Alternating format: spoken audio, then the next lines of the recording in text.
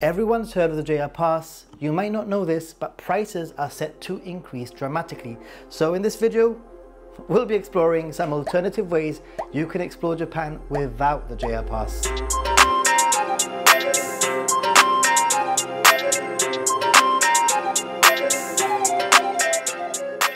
Although the JAL Pass is increasing and so are regional rail passes, these might continue to provide good value for money depending on your travel itinerary, and these passes are great for travelers sticking to a specific area of Japan. This is what you need to know. Regional passes are available exclusively to international tourists, and although the price has increased in the range of between 5% for the 5-day Hokkaido Rail Pass to as much as 50% for the JR Tohoku Area Pass, which covers the Kanto and Tohoku regions, going from 20,000 yen to 30,000 yen, regional passes are still more budget friendly than the nationwide JAL Pass. You'll find over 20 regional passes covering various areas like Kyushu, Kansai, etc. on the JAL Pass website. But bear in mind that many of them start at certain locations, meaning you might need to get there to start your pass. So if you want to explore one area in Japan, this pass might still be worth it for you, with my recommendation being to check out the overall trip prices without the pass and then read the small print for each pass before you purchase. The Seishun 18 Kippu ticket is a budget-friendly option for exploring Japan and can at first glance seem like a good alternative to the JAL Pass, which it is in a way anyway. This is what you need to know. It's available to both foreign tourists and residents in Japan, and this pass is currently priced at 12,050 yen, offering unlimited travel on local and rapid JR Group trains, but not the Shinkansen bullet trains.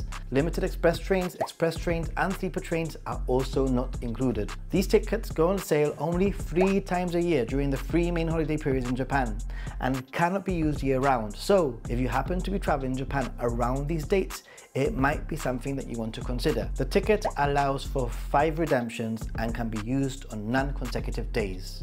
For instance, it could cover trips to Nikko, to Yokohama, Kamakura, Odawara, etc., and even a journey back to Narita Airport, all for less than what an individual train ticket would cost. The ticket can also be shared. For example, a group of 5 could travel together on one single ticket, making it very cost effective. No Shinkansen, you say?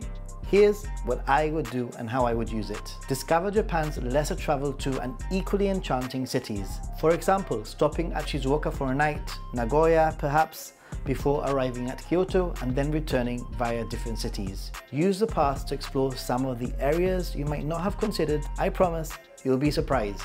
While trains are iconic in Japan, sometimes flying is faster, and with a new JAL Pass price increase, this can even be the cheaper option, especially with Japan's range of budget airlines like Peach, Jetstar Japan, among many others. Air travel can be an affordable option for domestic flights, and this is what you need to know. Consider flying domestically instead of relying solely on Japan Rail. When traveling longer distances or getting to your starting point for a regional pass, domestic flights can be time efficient, allowing tourists to maximize their exploration within a shorter time frame. Flying domestically within Japan can also be cost effective when the itinerary includes only a few long distance journeys, especially when booking in advance. And for a real true alternative to the JAL Pass, you might want to consider the JAL Japan Explorer Pass, which is a simple and affordable fare for travelers wishing to explore the unique culture and feel of local Japan, with flights ranging between 5,500 yen and 11,000 yen. Consider pairing a flight with a regional pass to make the most of your trip. Mix and match to see what works best for you. Remember that forwarding your luggage, this is the big one, in advance to your destination could mean not needing to check in your luggage, saving you time at the airport and at the luggage pickup at the other end. Tokyo and many cities have their own local passes, and in the past, many who have used the JAL Pass will simply use it to hop on and off the JR Yamanote Loop line. Depending on the number of stations you will be visiting, you might want to consider either a bus or a train pass.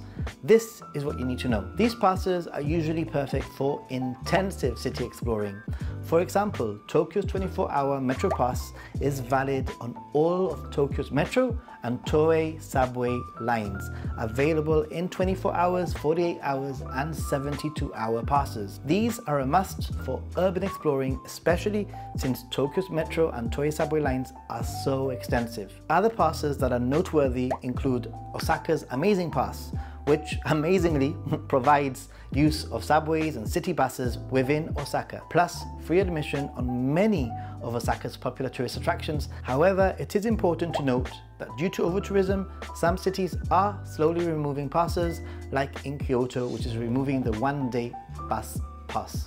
Most cities do have a version of a travel pass for tourists, which is worth checking out. So simply asking at a hotel lobby or a tourist information desk will point you in the right direction, as there's way too many for me to mention on this video. And if you're not a fan of navigating complex train routes and prefer a straightforward travel option in Japan, consider using buses.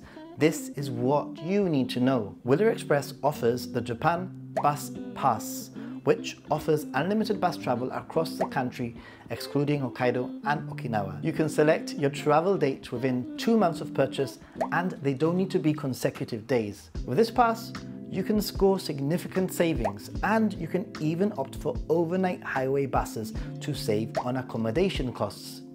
Seat reservations are required and can be made online up to 1 hour before departure. Note that certain blackout periods might apply, so check the website for updates. The pass allows up to 1 overnight and 2 daytime bus rides per day, but not the same route in the same direction twice on the same day.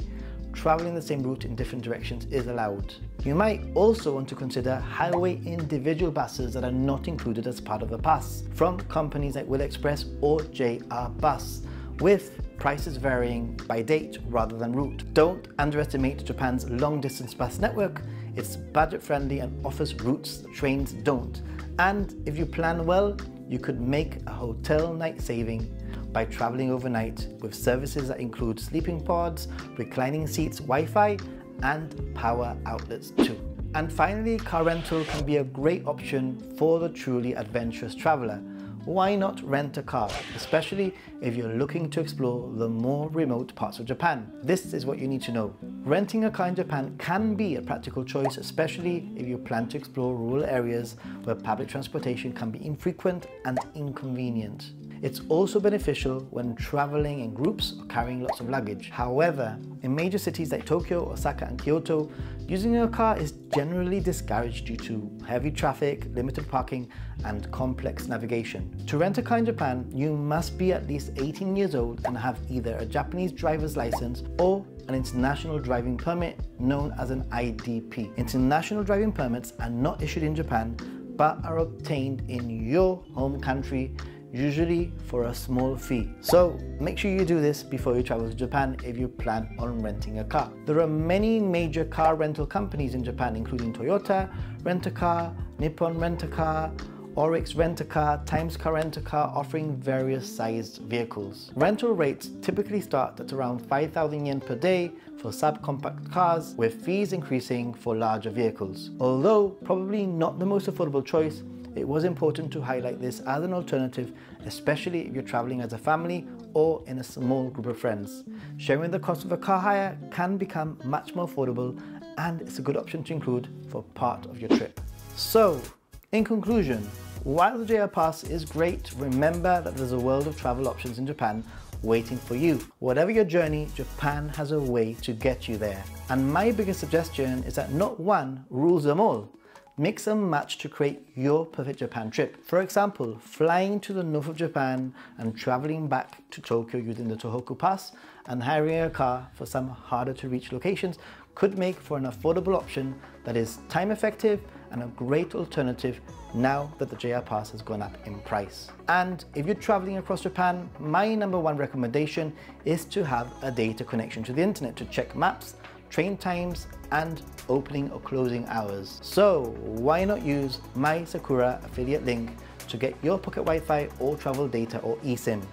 You'll get a product trusted by the Ninja Monkey community, and I'll receive a small commission that will help the channel out at no additional cost to you. You can even use a QR code or check out the info in the video description. Once again, thanks for watching, stay positive and be a happy gaijin. Oh, and safe travels. See you. Bye.